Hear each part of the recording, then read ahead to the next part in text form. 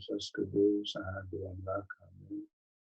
the name of the Father, the Son, and the Holy Spirit, one God. Amen. Good evening, clergymen, brothers and sisters, young people in Christ the Lord. And with the love of his mother, Kristos Mariam, the Virgin Mary, be with us this evening. My name is Welde Amanu'el, member of St. Mary of Tserha Church. For those who have been watching the previous show will know a bit about the background to this show and myself. If you've missed the last 2 weeks' show, I would recommend you view it. And that's where you will get a bit more information about the previous programs. The previous guest, last show was with Deacon Wolde Maskel, and the first show was with Amde Mariam. And the feedback, it went well, it was received well. Just as a reminder, the show starts at 7 p.m. and it runs for 60 minutes every Friday evening, fortnightly. And of course, it will go on the YouTube platform. Now, I must apologize for the showing last week. Again, we had some technical issues that had to be sorted out. But nevertheless, these things, I guess, will be something that we have to overcome in the very early stages of setting up a program. So, good evening and welcome back to Life's Journey, the talk show that reveals the personality and the personal journey of my guests, starting from childhood memories up to the present time. The first segment of the show, I will ask my guests to share these memories.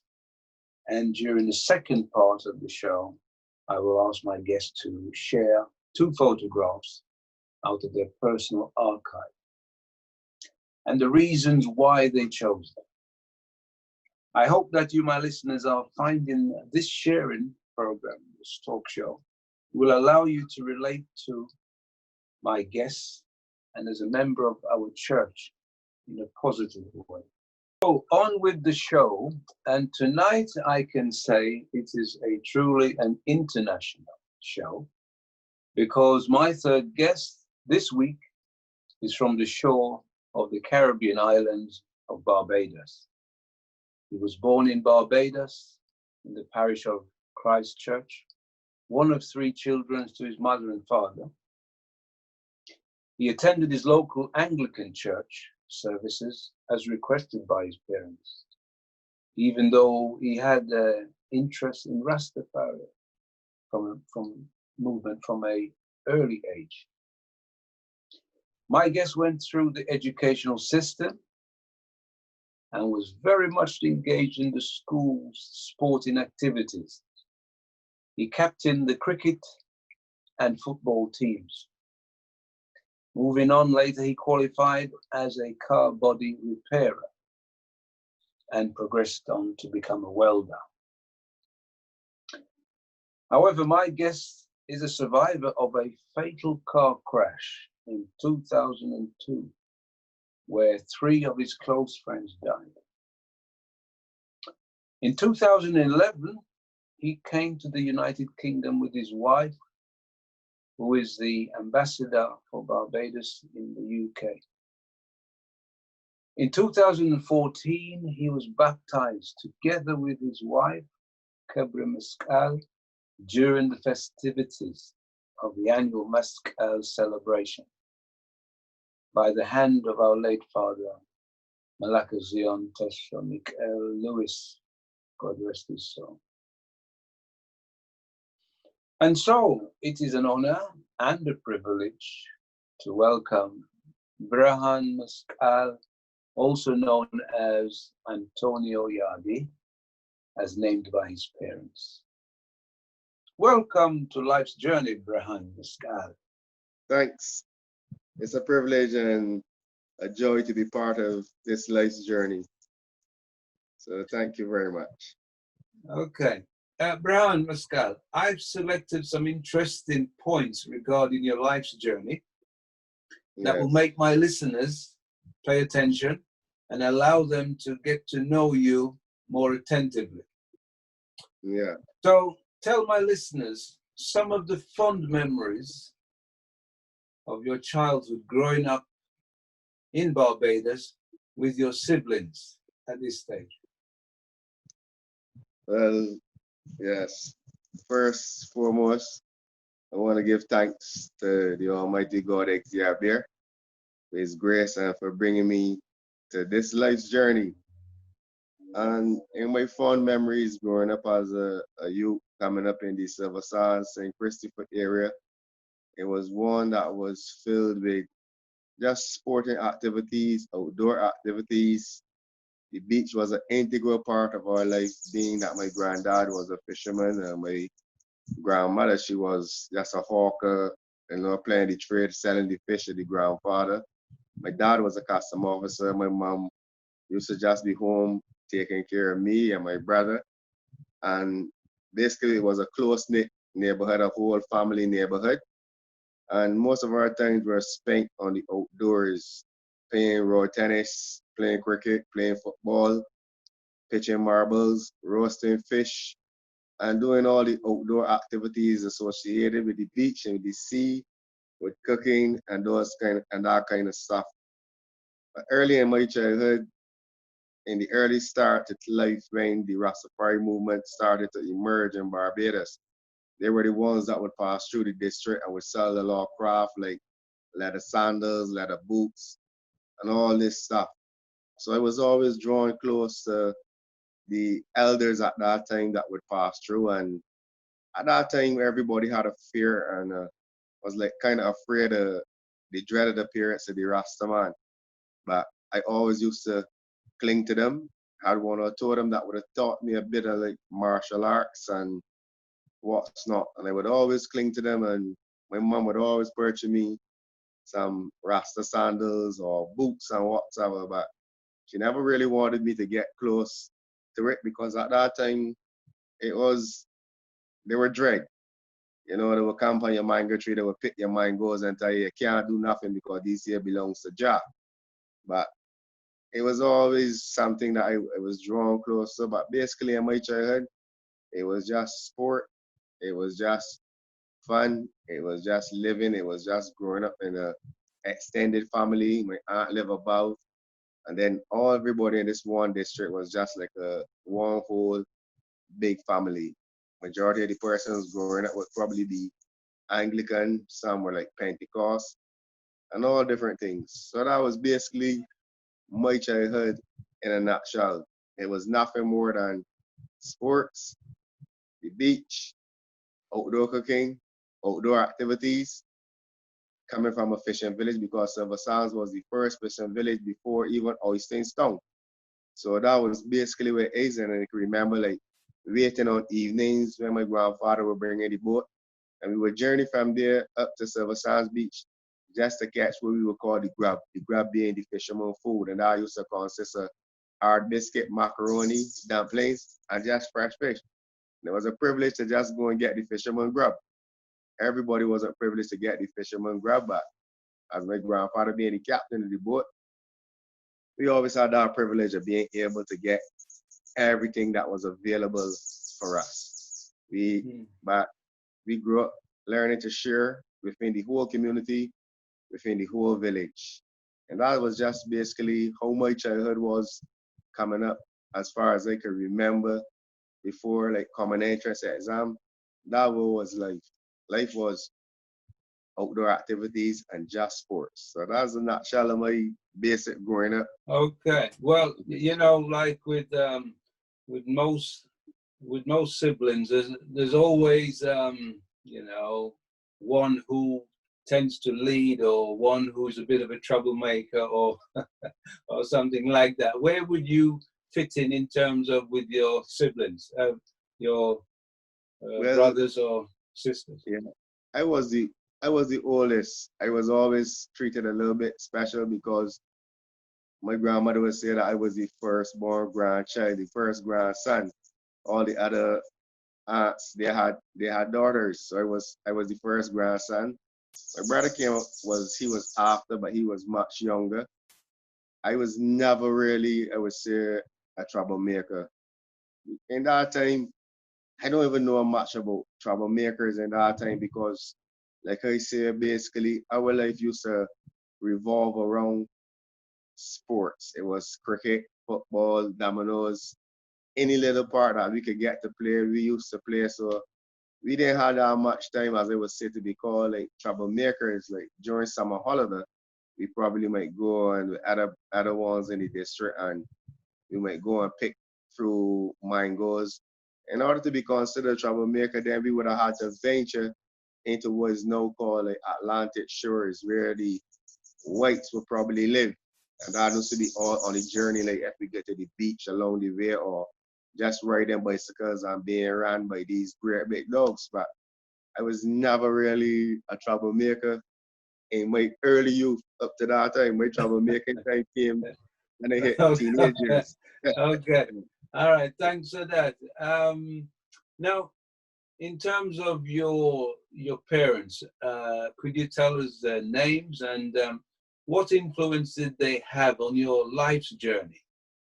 What advice would you recall?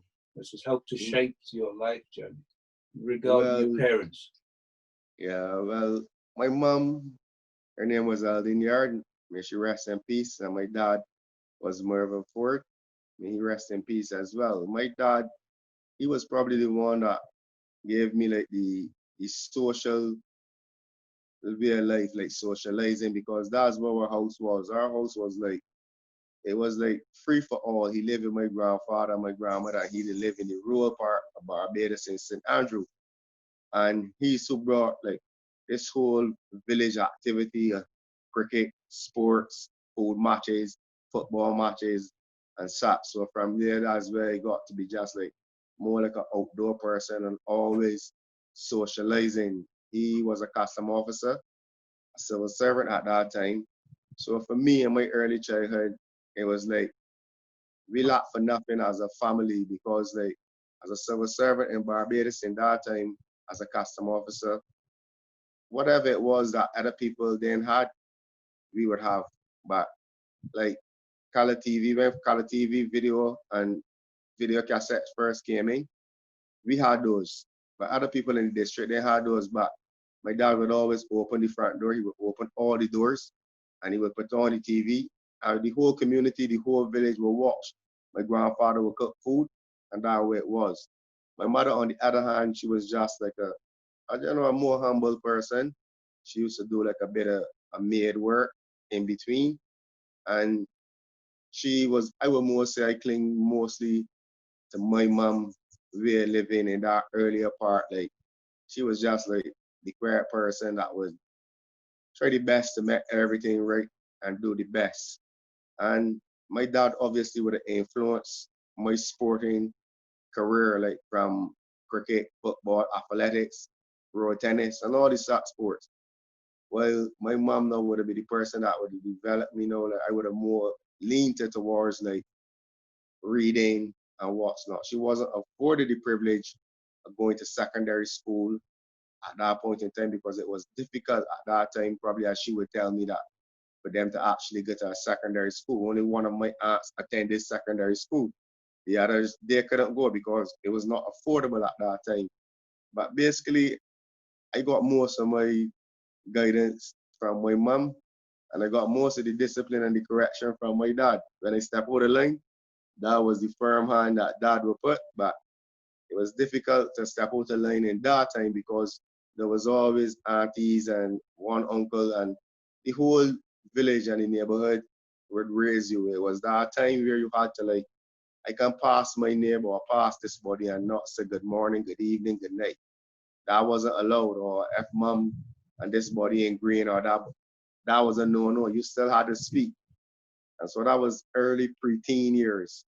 But I would say basically both of them played an integral role in helping me to develop up to the age of like 11, 12, 13 years old.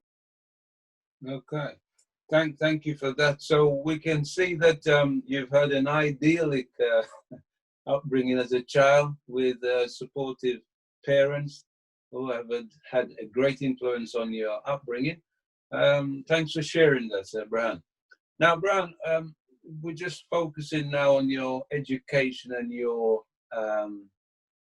career. Now, you went through the education system. From what I gather, you were very well connected with the sporting activity. I would say like maybe glued to paper. And you became the captain and leader for those teams. Could you tell my listeners if you've got any memorable sporting moments and whether you've had a teacher whose advice you found very useful in your career development? Well, yeah. And, you know, like, this is pre-secondary school. I used to captain the cricket team and the football team. I started to play cricket from like class 3. Well, most people would be playing from class 4. But I was always involved from class 3, and then I became the captain. Like, this is right before secondary school. You sit the common entrance exam.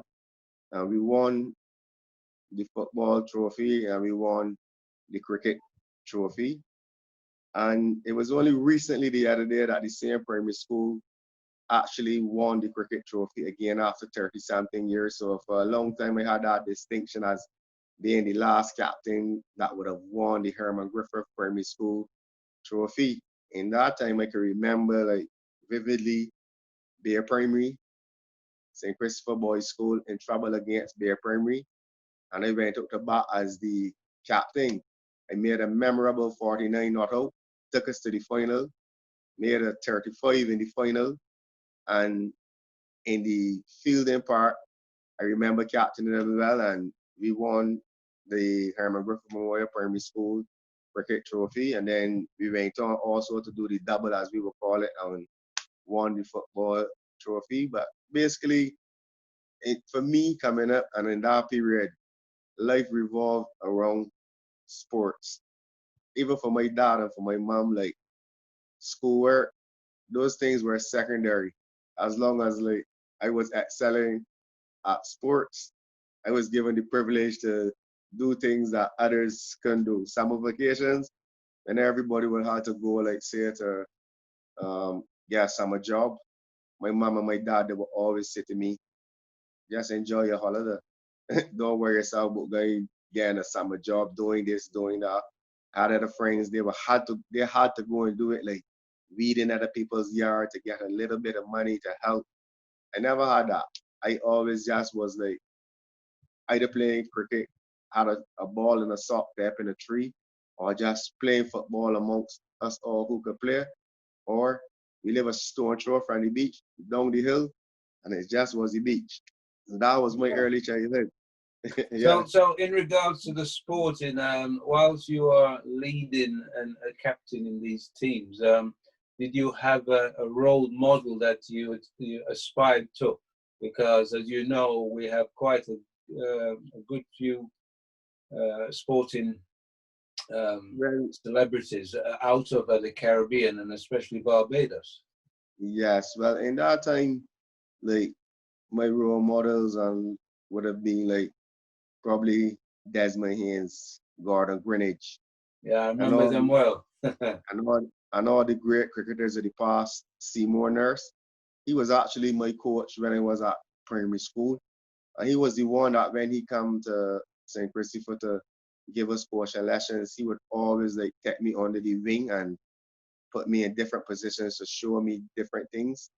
So during that primary school time, probably a lot of people probably thought that I would have gone on to be even a West Indies player, because in one interview when they asked me what I wanted to do, I said all I want to do is play for the West Indies and captain the West Indies. But that did not never materialize after I went to secondary school. And I always still had like another family of mine called Lester Ford. He played for the West Indies youth team, and he was really instrumental in helping me when I used to leave and go to the country to spend my holidays. Because instead of being able to take a trip, like via an airplane for holiday, summer vacation that time was like, I used to get to go to the country in St. Andrew by my family in St. Andrew, and that was where we were considered like a holiday. So I would go down there for like 8 weeks, 9 weeks, and that was my whole holiday.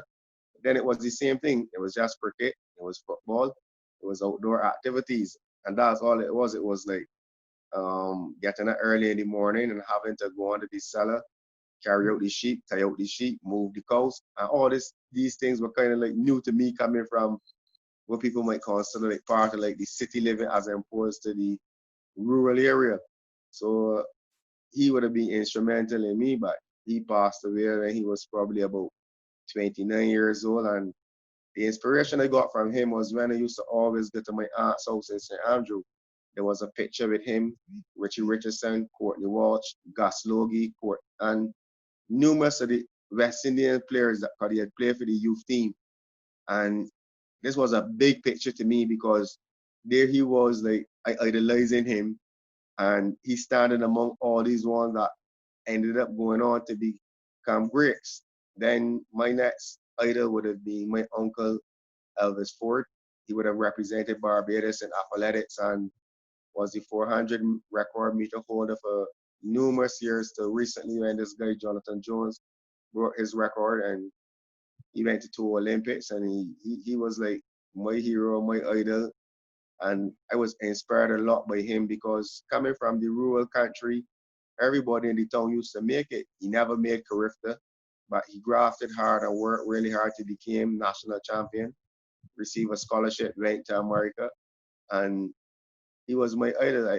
I kind of feel like if he had never gone overseas, probably I might have done even better, but he just went for better, and he never had the opportunity to really come back when he was at my peak at secondary school doing football, cricket, running, etc. But once he got the opportunity to come home, he would always come and watch me and give me that support in every discipline that I took part in. Okay, Berhan. So it's quite clear that role models are an essential part of our development. It helps to inspire, helps to motivate, and I think you reflected that quite well. And I know my listeners will also can relate to that. What we do need is role models, people to inspire us to reach that level, the level that we're not sure of ourselves, but they know our potential. So that's very good. Thank you for sharing that. Moving on, now this is in regards to your career. Now, if you could just highlight some things for our listeners. So your career was repairing vehicle bodies, and then later on you became a welder. What actually got you into the repairing of vehicles as opposed to any other career? And do you have any memorable moments? Yes, well, secondary school, I never really was business much with woodwork. I always used to cling to welding, just, with the oxygen and the acetylene bottles. So welding, like, to me, naturally, that's why I gravitated to that school. The auto body repair is what I came after, like, I was expelled from school in my 4th year, and I can remember, like, walking down Oisensil with my mom and dad, and both of them trying to decide what to do with me because I probably was only 15 years old, just kicked out of school. My dad was saying he would get a transfer to me at another secondary school. My mom was saying he didn't want to school. And then they just sent me to learn. I didn't choose the trade. They sent me to go and learn it. They just sent me to go and learn it. And I used to have to ride from my home in Christchurch to the guy in St. George. At that time, I used to get like $20 for a whole week. But then, being it was something to do with welding, and I did a bit of it at school, then I started to learn it, and I was kind of like, I was really good at it because there were other guys that were working with the same guy, and I actually came and like passed them. So to me, I would say that like welding became like, it became like a natural gift and a talent to me. And I always loved it. So I used to always be keen to put in as much practice as I could put in because while when you're working with the guy and learning the trade at the same time, there wasn't much time for practice. You either catch on quickly or then you'd be dropped by the wayside. But then I did that for a certain amount of years, and then after that, I stopped with that as well, and just gravitated to what we in Barbados, what we would call the block, similar to what places and people would say like, now where you going, you hang out with older guys. You ain't too much interested in working anymore. You just hang out on the block, and then you know you were getting like a little bit of trouble, not nothing seriously like with the law or stuff. But then my mom them sent me to the Samuel Jackman Prescott Polytechnic to further myself in the same auto body repairs and art welding. And I excelled at both of them, but I just did them because that's where they sent me. That's where they sent me. So they obedient. You had not much of a choice.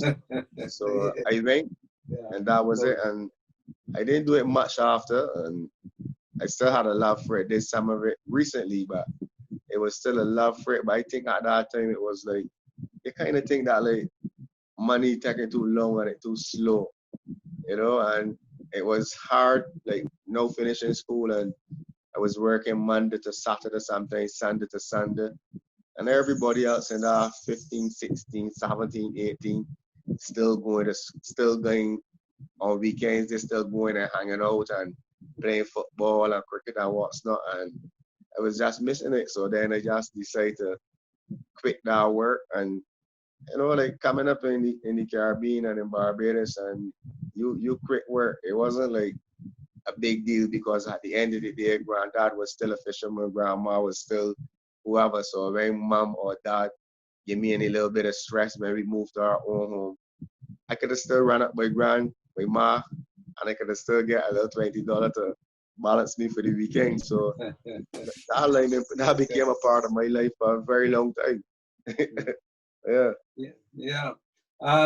So I can see from speaking with a few of our members in our community and also on this show that the education system for some reason don't seem to cater for the type of students who are not the academic type of learner, but in terms of melting or mixing both practical and theory together, and even to move to a theoretical approach to the practical learning. And it's not uncommon that for some reason we don't seem to do well, especially the boys in the education system. So that seems to be a theme that's very common.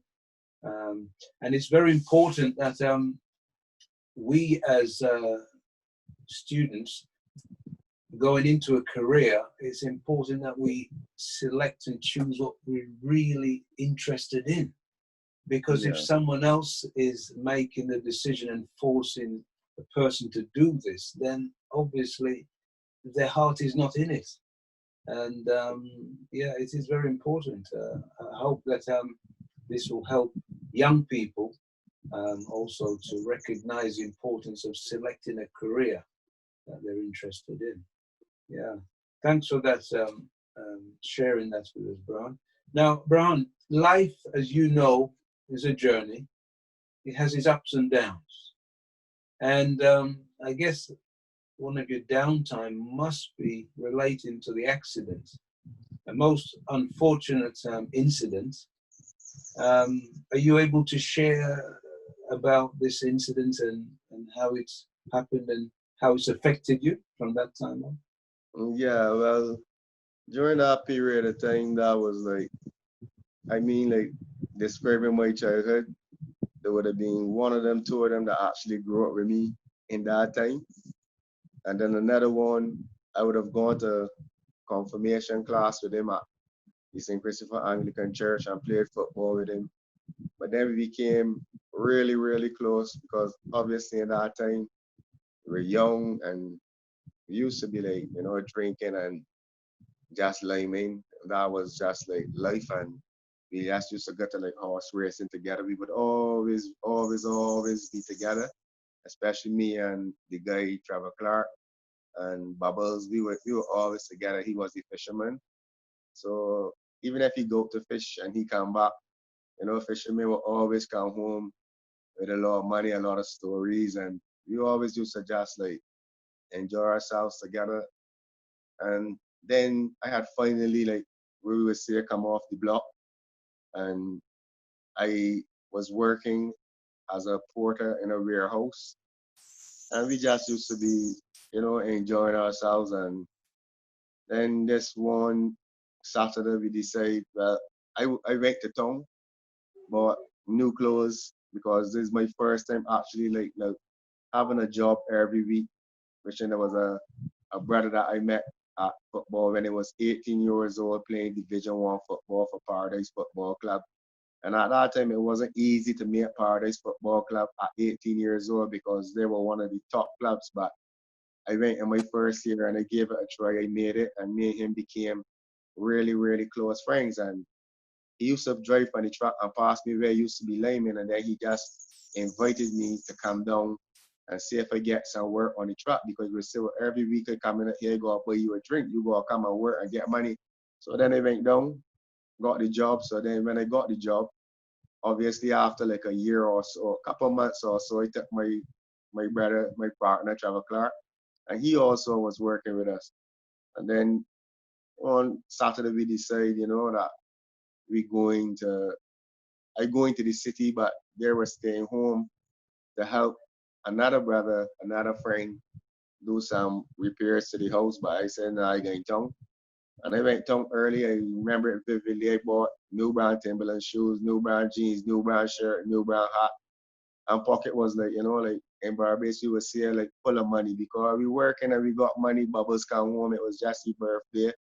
We went and celebrated, and you know, and my cousin came and picked us up, and we were drinking like a lot of brandy, and because we had money and we enjoying ourselves. And I can remember going to St. George where the accident took place and what's not. And at that time, I was now like, I would probably say, now starting really to grow locks and to think more consciously about the Rasta way of life and stuff. So they were eating chicken and thing, and I was telling them, nah, because now in my speed, I ain't eating nothing of that sort, you know. And then it just happened that the next thing I knew is I woke up and found myself like in the hospital, and I looking around looking for my friends, but I still ain't seeing none of them. I didn't see one of them. So the nurse came to me and I asked she, what you doing here? And she said it was in an accident. So I asked her if I in an accident, we travel with Michael, with Mikey and with Bubbles. And she didn't answer me or anything. So I just keep like looking around like to see if I see them, but I just ain't seeing them. So I would just keep asking them. And then, you know, I remember something my cousin said when I was being pushed in the hospital regarding like that is only me and he know. I didn't pay much mind to it. And then it suddenly hit home after the screen mirror, and I asked another question, and it just hit home that my friends are gone. So I kind of like had a little smile on my face, but it was not like a smile that like, or damn dead I live. It was like I started to pinch myself and pull my skin to see if I was really actually like alive. And then they just tell me, well, I go and speak to a psychiatrist. So I tell them, man, the psychiatrist can't really bring back my friends though. So it made sense when they're trying to tell me all of this. And to me, from there, like that's the part the journey to orthodoxy really began for me in my life. And it was through that pain and that suffering that I started to find the path to orthodoxy, and you know, and through that way, and then that was another point in my life, in my whole life, it just went downhill. I I didn't give up, but I had already given up. I had already given up on life. I didn't really think too much like about what life meant after that, because now then when I did the challenge for PTSD, when I started to go to the psychologist and psychiatrist after the accident, I started to realize how real this thing really was, but I was just constantly in denial. So because of what happened, it took me a while. I can walk. I was bent right over, and my whole body was twisted. My face was really different, and I took a time to recover. Then I went back to work, and when I went back to work, funny enough, as soon as I went back to work, the first thing that happened on my way to work, first morning after sick leave, after months out, is that the van that I was in, it got into an accident. So instead of going to work, I just freeze. I get out, and then I catch the van, I went straight back home. But then I went work the other day, during that period of time. People who knew me, they used to help me at work a lot because my back was bad. I can lift, I can do nothing. And I was still part of the job. But then gradually I recovered. And then I got fired for poor attendance because every time that the accident time would come wrong, I would actually go up on sick leave because it was a real difficult period to even travel in a vehicle, a car, anybody driving me. It was a real difficult time in my life. So then I got fired, and when I got fired, it wasn't easy. And then I started to walk from home to the beach, and I used to walk with these little pocket New Testaments that we had. And I would get to the beach every day, and I would read a psalm, and I would read a proverb, and I would go into the beach, and I would just sing all the conscious songs that was uplifting to me. And I just keep on that journey for a good few years, but still in denial. Went back to the same bar where we were. And while I was sitting in the bar one day, this guy said to me, "You know that Bob Marley baptized Orthodox before he passed away, and his name was Berhan." So when I heard that, it was like, no, I didn't know that. And I got locks and things, and they know. And this guy had the locks. So then I just started to check for it. I started to seek about it. And then in that period of time, I kind of like find the Orthodox Church in Barbados. So I started to go to the Orthodox Church in Barbados. And I was seeking it the same way I did probably 1, 2 baptism classes along with my wife, Kebra. But then after that, it was the election times and things went the other side for us. And I used to come to England, but I used to always go to Shepherd's Bush Market, and I would go by the Rasta stores. And I always was looking for a different Bible to the King James Version Bible. So then I just constantly was going. The guy there was Rasta too, and I bought a Bible from there, and I just keep starting from there. And then from there, I started buying like books like the Cabernet Gas and various different books. And them was the things. And still, I didn't actually take heed. I just was still living like, is what it is. And then I met my wife. I was in Bridgetown, and it was a day that I never had much, and I put all the best of what I had. And I can remember her passing, and I said something to her, and she didn't stop, but she told me she was coming back. And then when she came back, I stopped. I didn't kind of go, but this elder guy said to me, the lady stopped, I went over. She gave me a really hard time to even talk.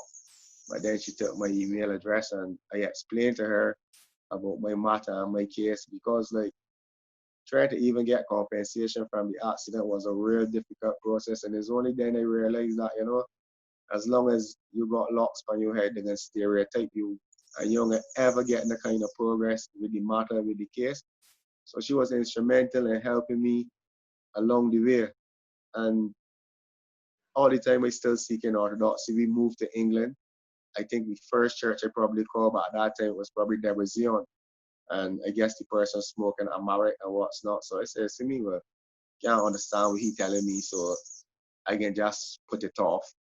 Then I came home to Barbados, and I had a brother, a friend, a brethren from Rastafari faith, and he gave me this Bob Marley bag to take for this Ethiopian sister, Mimi, by Ladbroke Grove Bridge. And I walked down there, and I gave her the bag, and then the first question I asked her was if she knew where the Orthodox Church was. And she told me yes, so she took me to Debrecen, because all that time when I was recovering from the accident and all the different pains and the different ailments and everything, I had this belief in me and this thing in me that if I was to go to the River Jordan and get baptized, like how Christ did, that I would be cleansed and healed from all my ailments, infirmities, everything.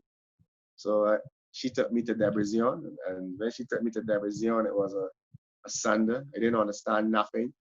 Asked me if I wanted a shaman. I said no, I just took off my shoes, and I went and I stood up in Debrecen that day. And the church alone, like, it just had me amazed. And I just there standing and reading the screen and everything. But what struck me most about it was that the language. When I heard like the deacons and them, and I heard the chanting and I heard those things, even though I can understand it, it did something to me. And I would say that the cabaret, the beat of the cabaret was instrumental, because when I first heard the cabaret beat after the service, it was just a love in my heart and a joy in my heart. And now I know that it was the tabak, and I can remember the tabak coming around, not knowing where it is, but just the sheer joy upon everybody's face at Debrecen was like breathtaking. And then Mimi said to me, I can take you to see the English priest. And I had come out, and we were outside, you get something to eat. And she asked me, how was it? I thought she didn't understand nothing, but the cabaret resonated in my heart. I thought she just loved the language. I just loved how to speak, I just loved it. So then she was taking me, and Father McKellar, remember good, he was in his yellow gown, yellow robe, and he was getting ready to leave. And Mimi said, I can take you to see him. He's the English priest. But you don't shake the priest hand, you kiss the cross. But obviously, being in the church, I saw it. I kissed it. And then I can remember just, he introduced himself to me. And I just said to him, I want to get baptized. And he gave me a card. And I asked Mimi if she knew where the church was. And the following week, she took me to the church on the Saturday. And that journey was from then until now.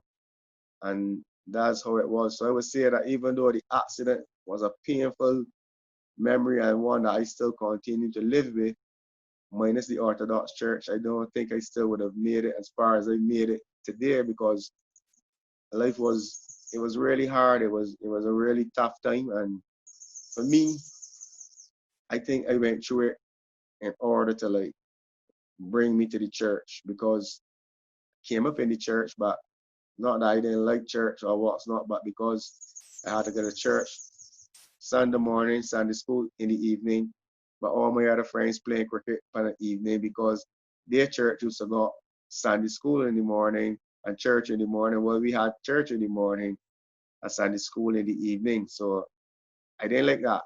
Then at first and then as a youth, I wanted to go to the 7 days, because if I get church on a Saturday, I got Sunday free to go and play my sports and do my things. But that was how it was. And for me, when I look back on life, I said, the Almighty, he spared my life to save my life.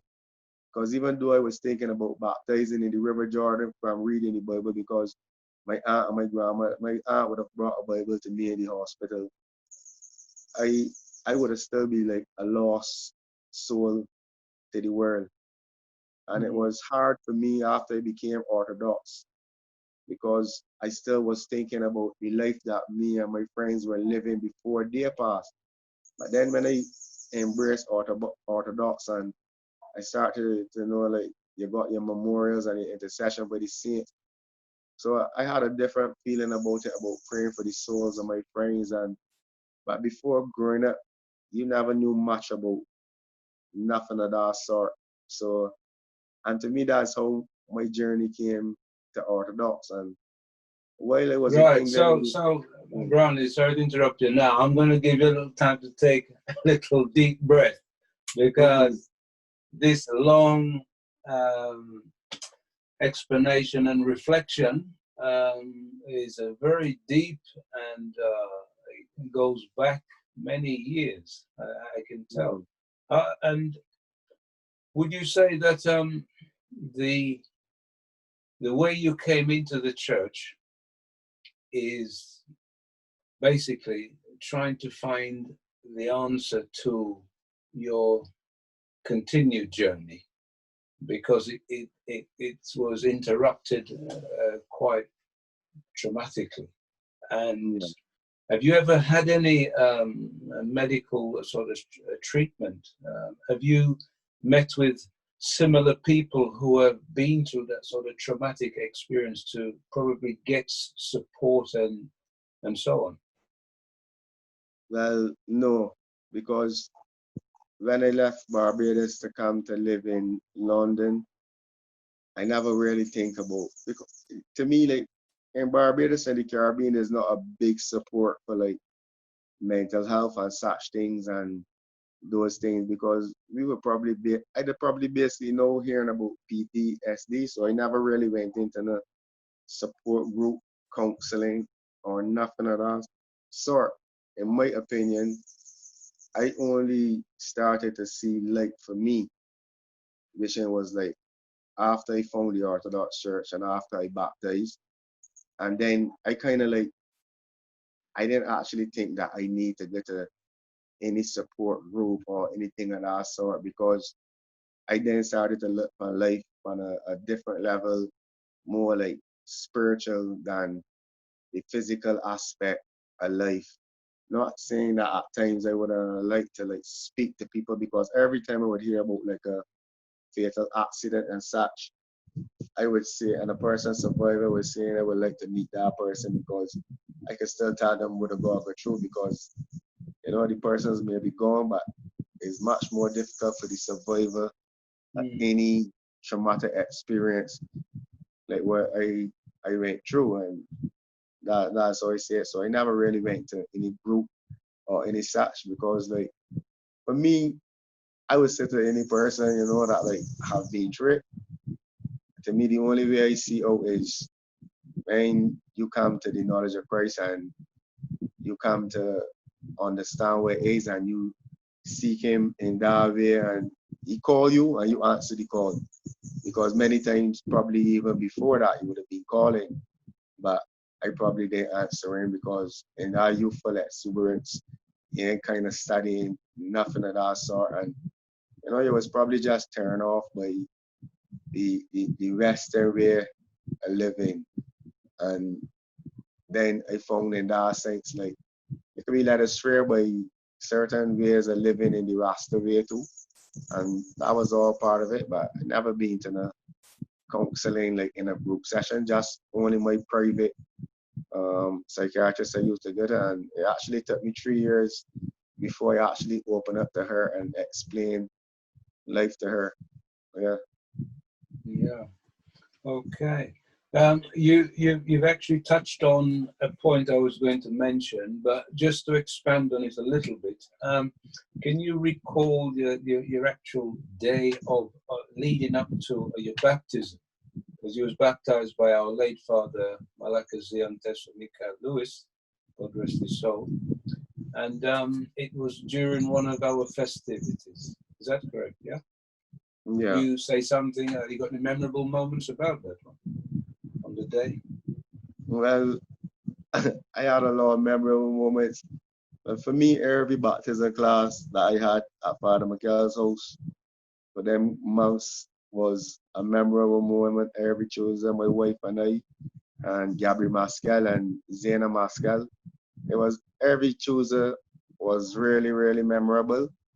And you know, I think I had just come home from my dad's funeral, and my dad just got buried, and you know, and Father Michael was kind of like being, you know, like the father figure to me there, you know, and it was just a whole learning process. To me, it was like a rejuvenation of learning about things that probably would have been interested in had we had known that when we was growing up or even in secondary school.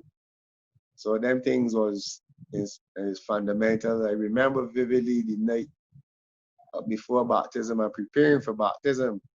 We were staying at 51 Burns Avenue, NW10 2AS. And it was late night. And these people, this lady, she knocked on the door and she said to me that she had lost her keys or something of that sort. And she wanted to know if I could help her with some money to go back and get the keys from another home or so.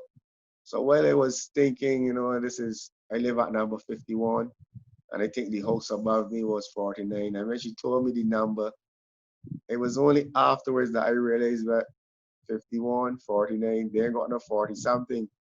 But I can remember she asked me if I could help her with like 40 quid. And I ironically had exactly 40 quid home in a drawer. And I gave it to, she told me when she come back, she would come and give me back the money. And I gave her the 40 quid. I never saw her again. But I know my baptism was in the morning. And I was asking myself all along if it was a test to see if I got to give or not to give. But then I just prepared for my baptism. That was before the baptism. And that's one thing that I remember vividly, and that was the night before the baptism. Sometimes I used to feel like I get tricked, but I didn't mind. What about the actual day of the baptism, your soul father and your godfather? Well, yes, at that point in time, my godfather is Wolde Berhan. And, you know, from the first day I ever set foot in the church, Wolde would just always greet me with enough love. And he would always start to teach me and tell me about Our Lady Mariam. So I just gravitated toward him because it was like just learning, it was just love, and it was just knowledge. And at that time, I didn't know nothing about hearing about the soul father and much. And when Father Maskel said to us before the baptism, God chose a soul father. And I said, but I was the only body could choose to be my soul father was you, because, you know, every Tuesday, sometimes Cabra and I made that journey. But sometimes on our way to the journey, while we going home, I think we used to be more thinking about what Father Maskel would have served up for food rather than the baptism class, because we would always get a hearty and a lovely meal, you know. And then I would see Welde Kristos on come in. I would say, well, I see this lady in church, but never knowing it was Father Maskel's wife. And that's like how I didn't know Tserha was his son, and Tafari. And these were the persons that I can remember vividly that when I went to the church, they were the ones that would always like, just like make me feel at home and welcome, till then they actually became like, yeah, like family in the whole sense, not just the church, but like on a whole. And I can't say I can complain, because I think from the time I first sat to the church, I think everybody was warm and welcoming and loving, and it was real comfortable, and that is it. So every Tuesday used to be special, just waiting to see what Father Maskel probably might give us to eat that way. And it was more beyond baptism class. It was a wrap around your hand like life. It was a teaching beyond baptism class. It was extraordinary. It was I think it helped me to like, just was like, this is where I want to be and this is what I wanted to do. Man, that sounds like a very authentic, genuine, positive outcome. And I'm sure that is waiting for all who seek. As you say, they knock, the door will open. Seek and you shall find. Okay, so we're at that second part of this show, where we ask you, Berhan, to provide some photographs from your personal archive. And if you could share with us, our listeners, the reasons why you've chosen them, and then any fond memories about them. So we'll start off with picture number one. All right. Well, picture number one, well, my recollection was early into my journey into the church, and seeing Kes Abraham Springer and just looking on the elder with utter amazement. I mean, I don't know what to explain how I felt when I saw him, and the humbleness and the humility of him. And all I knew is that I wanted a picture with this guy. And I just said to my wife, I'm going up there and I got asked for this picture. And she came, she took the picture, and I sat beside him and we was talking. And my first question to him was about the Emperor Haile Selassie. And straight away, he just said to me, Emperor Haile Selassie is not God. And then he said to me and gave me the journey of how he journeyed from Trinidad and met with His Majesty. So my ears was just like clue to him, because there I am sitting down and sitting with some person that actually met and dined with the Emperor Haile Selassie the First. And just upon his point and clarification about His Majesty not being God, and the journey from the church from Trinidad to Ethiopia and to bring the church to the Caribbean, that was divine, that was awesome, and that was amazing. And I just like look on the elder, because I could have see like so much wisdom, so much knowledge, and so much understanding in him. And I can remember his feet being wet or cold because of water, and one of the elder sisters came and gave him a new pair of socks, and he just sat there and talked with me like if he knew me from a long time before.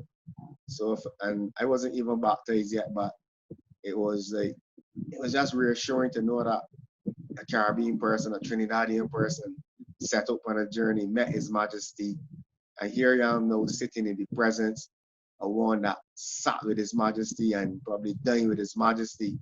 Then after time, I started to read books, and everything he said to me in the front pew of that church there in Clapton Pond, I read in the book. It was almost like verbatim, word for word, dot for dot. And that was why I chose that picture. Okay. Now you mentioned a very an important aspect of that meeting, which was you asked him about Haile Selassie. Now, that is a question that has been on the tip of many tongues, simply because they look to Ethiopia and they get to understand that there is an emperor, and coming from the line of Solomon and so on. So there seems to be this understanding that he was God. So when you got your revelation through him, it must, as you said, it was most enlightening. And from that point on, would you say that your thoughts in that regard had been straightened out? Yes, but for me, I never in my time, even before Rastafari joined it, like I never had the emperor to be God, because I used to be with this brethren named Deacon that I met in 1992. And when I first put locks by my head, he said to me, I want you to know that Selassie is not God. I got a book called The Mission. I want you to read this book. A Rastaman lent me 8 years ago. I want you to read this book. I moved to England, I never found the book because the book cost about 50 something pounds. And he was one that kind of like enlightened me about Selassie being Orthodox Christian and what's not, and what kind of way, but still along the way, well, upon the journey to Rasta, the majority of the elder brothers who reverence him and reign him as God. I just used to just hold a quietness and a humbleness about it, and I used to read a lot of different articles in the paper that a Rastafarian brother used to write, Ras Eichel Tafari, a lecturer at the University of West Indies, and he used to write a lot of things in the Advocate. So my dad would bring home a Nation, the Advocate, and used to read about it. But on that journey there, when you come to Rasta, is the elders will try to tell you certain things, but I never got schooled and sit down with them ones there in the bush and them things and get schooled. I never get indoctrinated with it purely to that point. My standpoint was always because on a Sunday, that's what we used to play in our house. My dad would always play Bob Marley music, and then I remember watching Rita Marley giving an interview, and she said when His Majesty came to Jamaica, she saw the nail wounds in his hand. And I was there saying to myself, like, whoa. And then when I come to the church, and I started to like learn, Haile Maskel always said to me, dig your roots deep. Father Maskel was instrumental. And Kes Malakazine Hapti Mariam said to me, there's Maskel now, you know what Maskel mean? Church. Stay close to the church. And for me, why I asked Kes Abraham Springer that question was because like I didn't even know who Kes Abraham Springer was. But I was in the church, I felt at home, wasn't baptized as yet. And I just felt to ask him this question. And you can understand how I felt knowing now that the same person asking this question wasn't like another person in the Caribbean that I would have seen like a Rastaman that would have read and said this, but this person actually went to the palace of His Majesty and dined with His Majesty and brought the church back to us. And for me, it's like, you know, like I could believe and accept what he said to me because he made that journey from Trinidad to Ethiopia to bring the church to the Caribbean through the same Pan-African movement and the movement of Marcus Garvey and what's not. Okay. So that's why I had to ask you that question. Thank you very much for that one, Berhan. So now moving on to your second photograph. Again, could you share that with us? Well, this second picture, it isn't so much for me. I chose this picture because the brothers in the picture. I chose this one because, again, the first time when I came to the church and I took off my shoes like every Saturday, that icon that used to be there, it was like a favorite icon to me. And I didn't know nothing about the icons and that stuff. And then one day a sister, I asked her before I even went to the church because it was early, and she was just explaining the icon to me. And then that particular day, we decided to get a picture. And Tafari, Mariam, he used to always be, after church, we would always go a conversation. He would always talk to me. And then Sahai being there and then knowing Sahai and them as brothers and Salat Gabriel. But Sahai, because when I first heard Sahai like chant, I went home and I ran home and tell my wife, I can't believe that Father Michael sang a chant so sweet, and then Salat Gabriel was there. We started to get real close as brothers in the church. So that would even explain the reason why I got them hugged like that, because I hugging them in front of the icon that became like a favorite icon to me. So whenever I get to church there at that point in time, early on the morning, that was my first greeting, and that icon was, I still miss it up to this day, like seeing that being the first icon. So that's why I choose that as my second picture as well. Mm-hmm. Okay. And lastly, the third picture.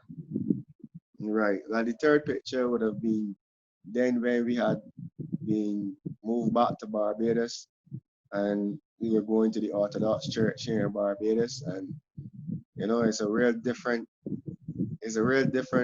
experience and feeling as into what he came up with Salazian, Debrizion, Kedani Merit, and my journey going to the different churches, different Sundays and what's not, as in opposed to when I came home. And then when one time we got this message that Yes Malakazian Hati Mariam would be in Barbados, and and then after Father Michael gone, I chosen him to be my soul father. And after leaving London, I didn't think that I would actually see him in Barbados or actually see him again that soon.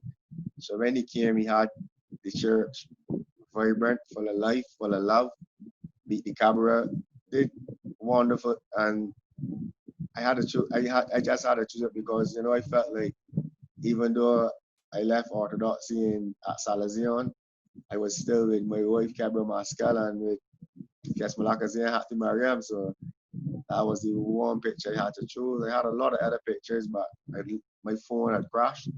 And the one that I would have chosen would have been the day after my baptism. And that would have been with me, Wolde Berhan, Wolete Tenzai, Gabriel Maskel, and Tafari.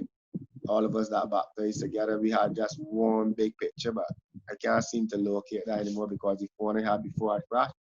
But I chose that one because that was the journey from London to Barbados, and the journey still continues, so I chose that one. Well, they say that a picture can say 1,000 words, and it is very memorable.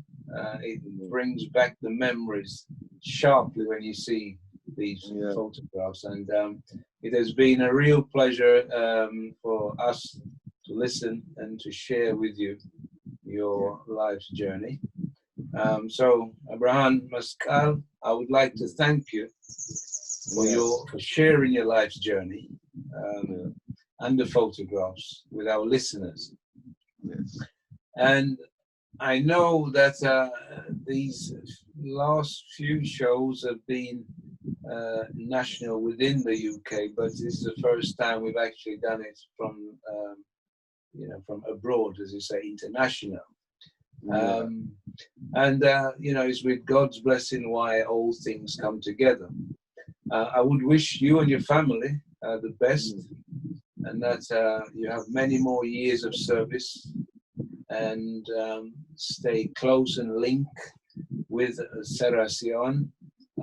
You're actually part of our community, even though you're abroad, and we have the technology now to bring it even closer. So, once again, thank you, Brother Maskel. Yeah, thanks. Thanks be to God.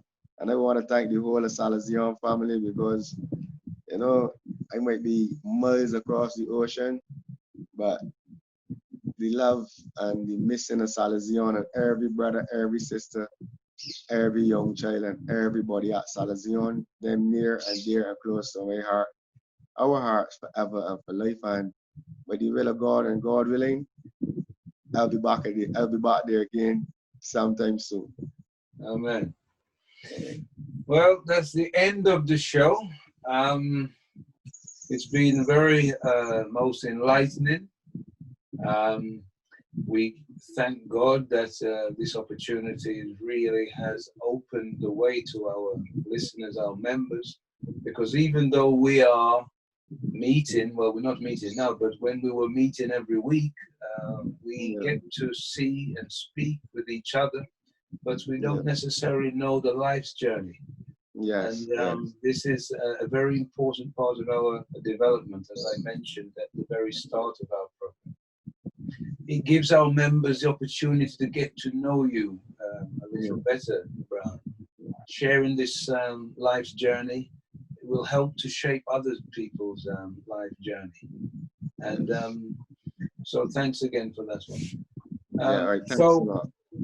Okay, thank you. So as you know, Friday at 7 p.m. Fortnightly is when we run this life's journey.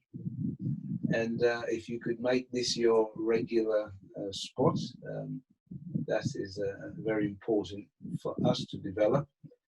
Please don't forget to hit the subscribe button and the like button. Okay. And this is Welde Amanu'el saying good night, sleep well, and may God be praised until we meet again.